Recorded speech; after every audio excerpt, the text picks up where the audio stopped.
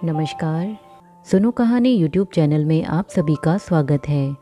आज की कहानी का नाम है सच्ची मित्रता। माँ, आज सुकांत मुझे सिनेमा ले जाने के लिए कह रहा है, चली जाऊँ? कौन कौन जा रहा है? दिव्या ने माँ दीप्ति से पूछा तो दीप्ति ने जानना चाहा। दिव्या कुछ झेप सी गई और बोली, और तो कोई नहीं है। दिव्या, तुम जानती हो कि तुम्हारी स्वतंत्रता में मैं कभी बाधा नहीं बनना चाहती। अगर हमेशा की तरह तुम कई लड़के लड़कियों के साथ जा रही होती तो मैं कभी आपत्ति नहीं करती, पर तुम अकेली सुकांत के साथ जाओ यह मैं पसंद नहीं करूँगी। जबकि मैं सुकांत से कभी मिली तक नहीं हूँ, न ही जानती हूँ कि वह किस स्वभाव का लड़का है। माँ, सुकांत बहुत अच्छा लड़का है। चौथे वर्ष का विद्यार्थी है। कक्षा में हमेशा प्रथम रहता है। खेलों और वाद विवाद प्रतियोगिताओं में भी सदा पुरस्कार प्राप्त करता है। सारे कॉलेज का हीरो माना जाता है। उससे मेरा परिचय वाद विवाद प्रतियोगिता के माध्यम से ही हुआ था। तब मुझे दूसरा पुरस्कार मिला था। यह तो तू कई बार बता चुकी है, पर तू उसे कभी घर क्यों नहीं लाई? अलंकार, अभिषेक, मेघना आदि जितने भी तेरे मित्र हैं, मैं सबसे मिल चुकी हूँ। उनके परिवारों को भी भली भांति जान गई हूँ। सुकांत ही यहाँ कभी नहीं आया। क्यों न आज शाम तू उसे यहीं बुला ले। हम लोगों के साथ चाय पिएगा, गपशप करेगा, हमें भी अच्छा लगेगा। ठीक है माँ, मैं भी चाहती हूँ कि आप और पिताजी उसे मिल लें। और दिव्या गुनगुनाती हुई कॉलेज चली गई। दीप्ति ने उसे सुकांत के साथ नहीं जाने दिया। इसका उसे कोई दुख न था और न ही शिकायत। वह जानती थी कि अगर माँ ने उसे मना किया है तो उसका कोई कारण भी होगा। जब से उसने किशोरावस्था में कदम रखा था, दीप्ति माँ से अधिक उसकी सखी बन गई थी। अब तक माँ के समक्ष अपनी कोई भी समस्या रखने में उसे कभी संकोच का अनुभव नहीं हुआ था। दीप्ति भी पूरी सहानुभूति से उसकी समस्याएं और दृष्टिकोण समझने का प्रयत्न करती थी। दीप्ति का यह आग्रह भी था कि वह अपने सब मित्रों से उसे मिलाए। दिव्या को ऐसा करना नहीं खलता था, क्योंकि उससे 4 वर्ष बड़े भाई अभिनव से भी यही आशा रखी जाती थी। दिव्या को मालूम था कि माता पिता उसके विवेक पर पूर्ण विश्वास रखते हैं। वह कहीं भी आए जाए, वे कभी उससे ऐसे प्रश्न नहीं पूछते थे जिनमें उसे अपने प्रति संदेह की गंध आए। यही कारण था वह भी अपना दायित्व समझती थी कि वह उनके विश्वास को बनाए रखे। दिव्या कॉलेज से आई तो दीप्ति ने दरवाज़ा खोला। व्यंजनों की सुगंध ने उसका स्वागत किया। हंसकर बोली, क्या बात है, घर के बाहर तक पकवानों की महक आ रही है माँ। सुकांत आ रहा है ना, सोचा कुछ बना लो। दिव्या का रंग फीका पड़ गया। माँ, वह नहीं आ पाएगा, उसे पढ़ाई करनी है। अगले सप्ताह ही उसकी परीक्षा है। दीप्ति चुप हो गई। उसने यह नहीं कहा कि सिनेमा जाने से तो और भी अधिक समय नष्ट होता। वह अपनी बेटी दिव्या को और अधिक शर्मिंदा करके लाजवाब नहीं करना चाहती थी। दिव्या ने जब सुकांत को बताया था कि वह उसके साथ सिनेमा देखने नहीं जा सकेगी, तो वह एकदम उत्तेजित हो उठा था। उसने दिव्या के इनकार को अपनी अवहेलना समझा था। बड़ी कठिनाई से दिव्या उसे शांत कर पाई थी। घर आने के लिए उसने साफ इनकार कर दिया था। उसका कहना था कि सिनेमा वह मन बहलाने और पढ़ाई का तनाव दूर करने जा रहा था। दिव्या के घर जाने पर औपचारिकता की बनावटी बातें करने से तो उसका मानसिक तनाव बढ़ेगा ही। कई दिनों तक दिव्या समझाती रही। आखिर उसने सुकांत से कहा, मेरे माता पिता बड़े खुले विचारों के हैं। मेरे सब मित्र घर निसंकोच आते जाते हैं। तुम्हें भी किसी प्रकार की औपचारिकता निभाने की आवश्यकता नहीं है। सुकांत कुछ सोचकर दिव्या के घर आने को सहमत हो गया था। सुकांत के घर आने पर दिव्या की माँ दीप्ति, पिता पुनीत और भाई अभिनव सभी प्रसन्न हुए थे, पर उनके काफ़ी प्रयत्नों के बाद भी सुकांत खुल नहीं सका था। दिव्या को लग रहा था कि कहीं कुछ कमी है। अपने घरेलू वातावरण की पृष्ठभूमि में वह सुकांत को जिस रूप में देखना चाहती थी, उसे नहीं देख पा रही थी। उस दिन के बाद कई बार सुकांत दिव्या के घर पर आया था। हर बार दिव्या के मन की अव्यक्त बेचैनी कुछ अधिक बढ़ जाती थी। कॉलेज में जब लड़के लड़कियां सुकांत की प्रशंसा करते थे और वह अपनी महत्ता के एहसास से गर्व से मुस्कुराता रहता, तो दिव्या को बड़ा अच्छा लगता था। पर उसके घर में सुकांत का हर क्षण अपनी प्रशंसा सुनने के लिए ललायित रहता। दिव्या को कुछ अटपटा लगता था। सुकांत स्वयं अपनी प्रशंसा करता रहे, इसमें उसे कोई आपत्ति नहीं थी, किंतु वह इसमें कई बार अतिशयोक्ति से काम लेता था। तब दिव्या को बड़ी ही लज्जा का सामना करना पड़ता था। जब सुकांत अभिनव को यह एहसास दिलाने का प्रयत्न करता कि वह उससे अधिक योग्य और तीव्र बुद्धि है, तो दिव्या का किशोर हृदय यह नहीं मानना चाहता था कि सुकांत दम्भी और छिचोरा है। दिव्या ने कभी किसी से कोई शिकायत नहीं की थी। फिर भी जब सुकांत का घर में आए दिन आगमन होने लगा और उसकी आत्म प्रशंसा बुरी तरह अखरने लगी तो पुनीत और अभिनव अपना धैर्य खो बैठे। एक दिन सुकांत के बाहर जाते ही अभिनव भड़क उठा। माँ, आप सुकांत को इतना प्रोत्साहन क्यों देती हैं? क्या आपको वह दिव्या के लिए पसंद आ गया है? तू भूल कर रहा है अभी। सुकांत मेरी नहीं दिव्या की पसंद है और मैं उसे प्रोत्साहन नहीं देती, केवल शिष्टाचार निभाती हूँ। अगर दिव्या को कोई गलत लड़का पसंद आ गया है तो माँ होने के नाते क्या तुम्हारा यह कर्तव्य नहीं है कि तुम उसे सही दिशा दिखाओ? पुनीत ने उल्हाना दिया। मेरी समझ में नहीं आ रहा है कि तुम दोनों सुकांत को लेकर इतने उत्तेजित क्यों हो रहे हो। अलंकार और अभिषेक भी इस घर में आते जाते हैं, अभिनव के मित्र भी हर समय आते जाते रहते हैं। मैं सबका स्वागत सत्कार करती हूँ। दिव्या भी सबसे हंसती बोलती है। तब तो तुम दोनों बाप बेटे कोई आपत्ति नहीं करते। सुकांत और इन सब में अंतर है, यह तो तुम भी मानोगी। पुनीत ने अपना मंतव्य समझाने का प्रयत्न करते हुए कहा। सोचो दीप्ति, हमारी दिव्या अभी पूरे 17 वर्ष की भी नहीं हुई है। अभी पढ़ाई करने में उसे 4-5 वर्ष लगेंगे। तुम हो कि अभी से उसके मित्र को इस प्रकार महत्व देने लगी हो। कैसी बातें करते हैं आप? यह क्यों नहीं समझने का प्रयत्न करते कि इस समय दिव्या सुकांत की योग्यता से बहुत अधिक प्रभावित है। उसके व्यक्तित्व के कारण उसकी ओर आकृष्ट भी है। यदि हमने संयम से काम लिया तो वह खुद धीरे धीरे इस आकर्षण के मोहजाल से निकल जाएगी। यदि हमने कोई भी गलत कदम उठाया तो बात बिगड़ भी सकती है। अगर दिव्या को लगा कि सुकांत को इस घर में उचित मान नहीं मिल रहा है तो वह उससे घर के बाहर भी मिलेगी। अभी कम से कम हमारी आंखों के सामने रहती है और बहुत सी गलत बातों से बची रहती है। मैं नहीं चाहती कि आप या अभिनव अपने व्यवहार से दिव्या को यह एहसास कराएं कि आप सुकांत को उसके अन्य मित्रों से कुछ अलग समझते हैं। याद रखिए, जिद में दिव्या कुछ भी कर सकती है। दिव्या को भी अनुमान था कि उसके परिवार वाले सुकांत को इतना पसंद नहीं करते जितना वह उनसे अपेक्षा रखती थी। इसके लिए वह उन्हें दोष भी नहीं देती थी, क्योंकि वह खुद अपनी भावनाओं को नहीं समझ पाती थी। सुकांत अब बातों बातों में कभी कभार संकेत भी देने लगा कि वह उससे मित्रता से अधिक कुछ और आशा रखता है। उसका वह पूर्वाग्रह समझकर दिव्या अक्सर घबरा उठती थी। उसकी द्विधा और अधिक बढ़ जाती थी। उस दिन दिव्या के कॉलेज में पार्टी थी। सुकांत उस पार्टी को बहुत महत्व दे रहा था, क्योंकि इसमें उसके सब प्राध्यापकों को भी आना था।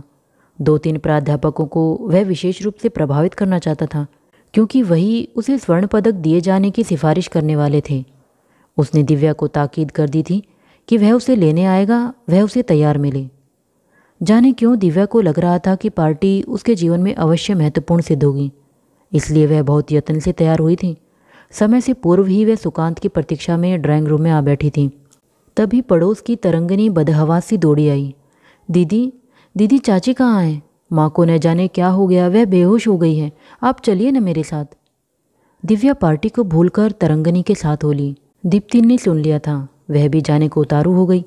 अभी वह घर का दरवाज़ा बंद कर ही रही थी कि सुकांत आ गया। उसे देखते ही दीप्ति बोली, अच्छा हुआ सुकांत तुम आ गए। हमारी पड़ोसन रमा जी अचानक बेहोश हो गई हैं।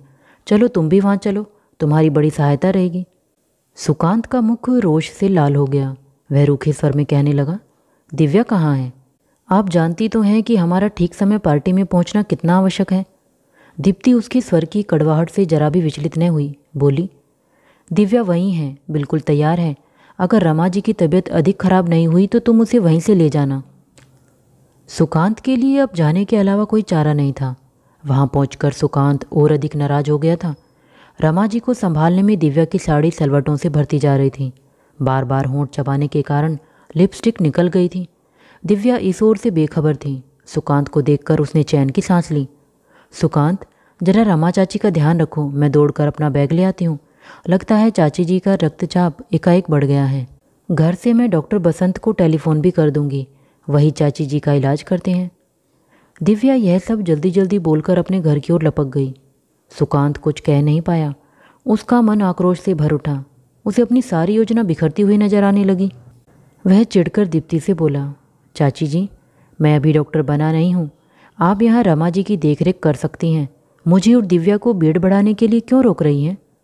सुकांत, तुम योग्य हो। फिर तुमसे हम इलाज करने के लिए नहीं कह रहे हैं, केवल प्राथमिक चिकित्सा करनी है। 20-25 मिनट में डॉक्टर आ गया। दिव्या के निदान और उपचार पर उसने संतोष व्यक्त किया।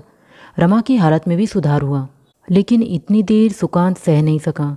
वह नाराज स्वर से दिव्या से बोला, अब तो तुम्हारे सब कर्तव्य पूरे हो गए। चलो, देर पहले ही हो चुकी है। जैसे ही दिव्या ने चलना चाहा, तरंगनी रो उठी। वह दिव्या से लिपटकर याचना करने लगी, नहीं दीदी, आप नहीं जाइए, माँ को फिर कुछ हो गया तो।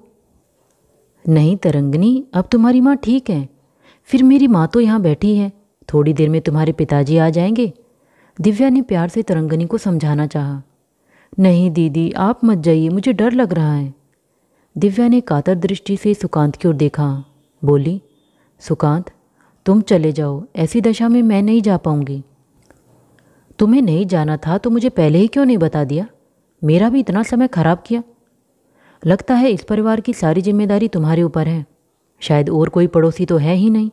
मैंने भी बड़ी मूर्खता की जो तुम्हें साथ चलने के लिए कहा।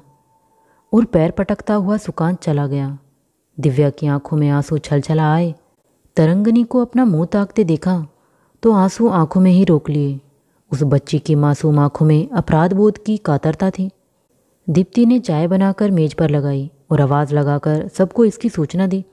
पुनीत और अभिनव तुरंत चले आए। रमा की तबीयत खराब होने के कारण दीप्ति का कार्यक्रम गड़बड़ा गया था। चाय लगने में भी बहुत देर हो गई थी। पिता पुत्र दोनों को ही बहुत जोर से भूख लगाई थी। दिव्या मेज पर नहीं आई। दीप्ति उसके मन की व्यथा को समझ रही थी, इसलिए 2 कपों में चाय लेकर वह दिव्या के कमरे में आ गई। दिव्या पलंग पर लेटी थी। माँ को देखकर बोली, माँ, मेरी चाय पीने की इच्छा नहीं है, आप पीजिए। दीप्ति ने उसकी बात अनसुनी करते हुए बल्ब जलाकर कमरे में प्रकाश कर दिया। वह दिव्या के चेहरे पर रोने का आसार देखकर आतुरता से बोली, क्या बात है दिव्या, क्या पार्टी में न जा पाने का बहुत बुरा लग रहा है? तरंगनी के पिता के साथ क्यों नहीं चली गई? वह तो तुझे कार में ले जाने को तैयार थे। थोड़ी देर ही तो हो जाती, क्या फ़र्क पड़ता? दिव्या चुप ही रही तो दीप्ति उसके पास आकर बैठ गई। सिर पर हाथ फेरते हुए बोली, क्या बात है बेटी, क्या अपनी माँ को भी नहीं बताओगी? माँ का स्नेह सिक्त और सहानुभूति से भरा स्पर्श पाकर दिव्या सुबक उठी। क्या मैंने सुकांत के साथ उस समय न जाकर भूल की माँ?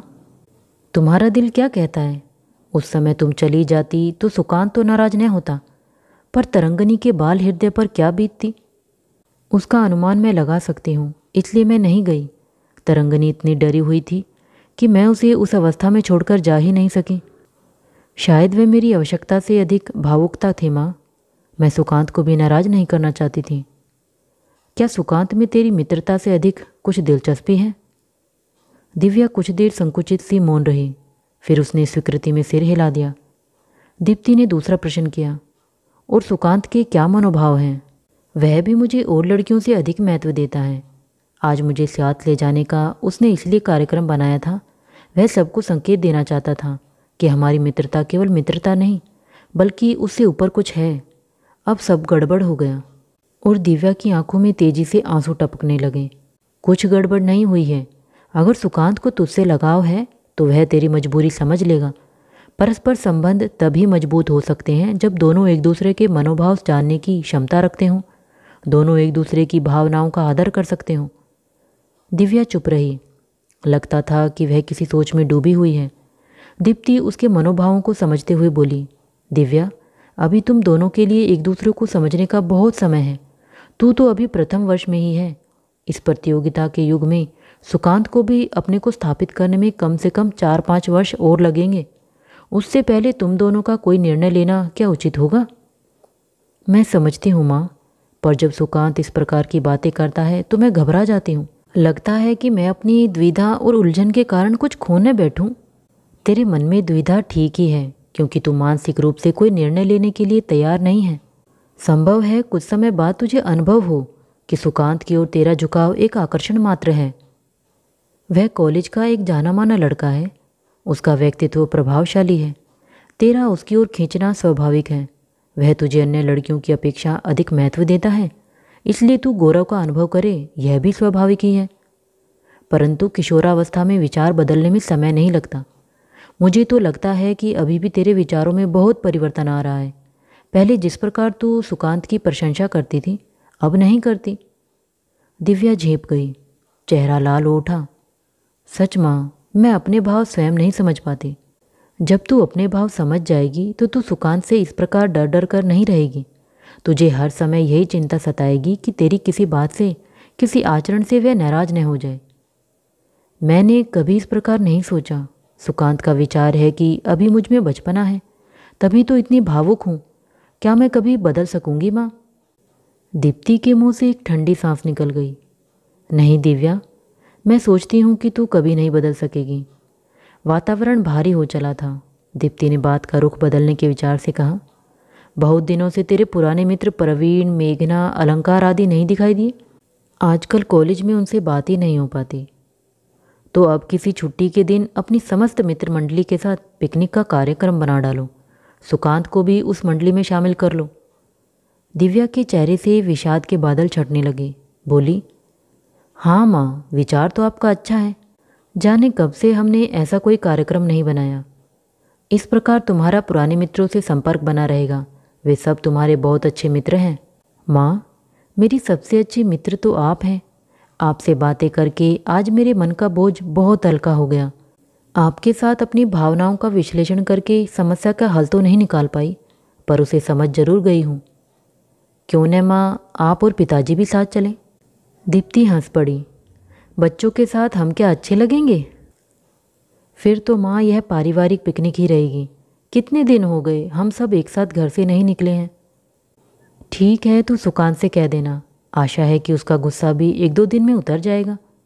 माँ, मैं कह रही हूँ उन्हें, केवल हम परिवार के लोग होंगे, बाहर का कोई नहीं होगा। दीप्ति ने दिव्या की ओर देखा। वह मुस्कुरा रही थी। दीप्ति भी मुस्कुरा दी। अब चाय पीने चल, यह चाय तो बिल्कुल ठंडी हो गई। माँ, मुझे तो भूख भी बहुत ज़ोर से लग रही है। आपने खाने के लिए क्या बनाया है? दिव्या ने दीप्ति के गले में बाहें डालकर ठुनकते हुए कहा, और दीप्ति को ऐसा लगा जैसे दिव्या अभी तक नन्ही बच्ची ही हो। उसने झुककर बार बार दिव्या का माथा चूम लिया।